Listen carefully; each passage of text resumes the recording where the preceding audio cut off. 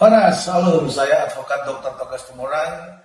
Di kesempatan hari Sabtu weekend pertama di bulan Mei tahun 2024 ini, di tanggal 4 Mei kita dikejutkan adanya berita viral terkait konten yang dikatakan oleh seorang artis, selebritis atau seorang dokter yang bernama Richard Lee.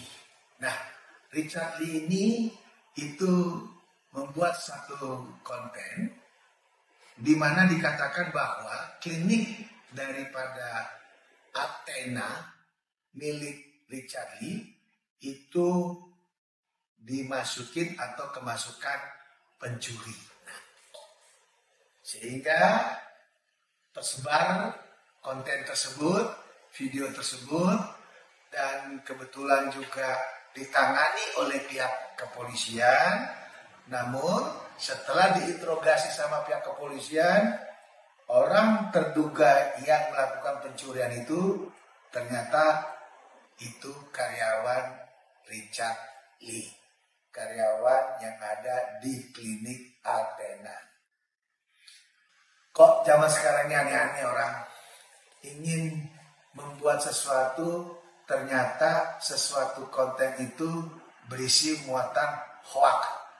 Ini perlu digarisbawahi, pihak kepolisian wajib menelusuri, wajib melanjutkan kasus ini, tidak boleh berhenti, karena kita lihat ini telah menimbulkan satu keresahan, bukan memberikan satu edukasi terkait konten bohong.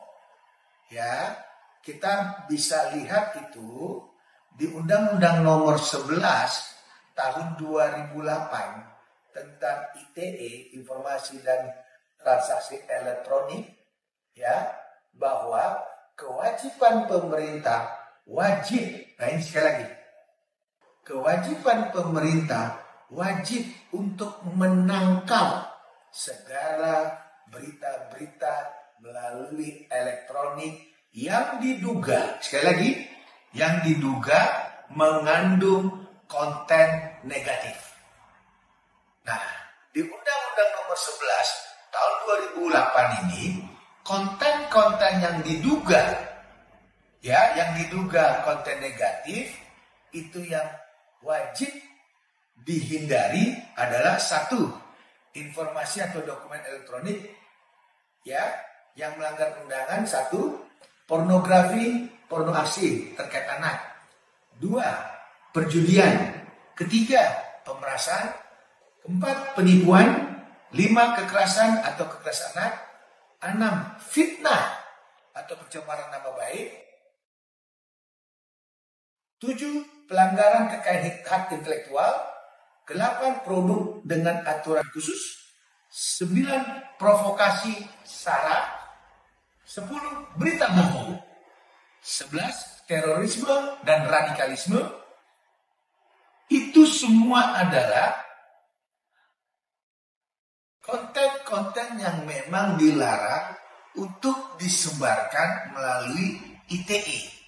Ya, dan kita harapkan atas peristiwa yang dilakukan oleh Dr. Richard Lee yang menyatakan klinik Athena kemalingan, ternyata setelah polisi mendapatkan interogasi awal itu adalah karyawan dan disuruh melakukan perbuatan itu. Dan yang lebih parah lagi, pada saat diinterogasi dari pihak Athena sendiri itu tidak mau memberikan keterangan kepada pihak kepolisian. Namun yang kita sangat sayangkan, kenapa polisi tidak melanjutkan ini dengan membuat laporan model A, dikenakan pasal 28 Undang-Undang ITE tentang hoak. Nah, ingat Pak Polisi, ini semua sudah ada regulasinya, di mana di aturan hukum itu jelas bahwa Undang-Undang Nomor 11 tahun 2018 terkait konten-konten negatif yang tadi saya sebutkan di atas, salah satunya konten tentang berita bohong, itu wajib, nah sekali lagi, wajib pihak polisi melanjutkan kasus ini terutama di bidang cyber, yaitu undang-undang dari elektronik. Ya, jadi pidananya pidana khusus terkait cyber, terkait berita bohong. Itu yang bisa kita sampaikan. Kita sangat menyayangkan adanya konten bohong yang dilakukan atau yang diduga oleh Dr. Richard Lee terkait klinik Athena-nya. Semoga Dr. Richard Lee bisa mengambil hikmah daripada permasalahan ini agar membuat satu konten jangan meresahkan dan jangan isinya berita bohong. Itu yang bisa kita sampaikan. Saya Advokat Dr. Togas Tumorang hanya menghimbau, hanya mencoba berbagi agar kita sebagai negara hukum jangan sampai malah kita melakukan pelanggaran hukum. Salam, happy next weekend dari saya.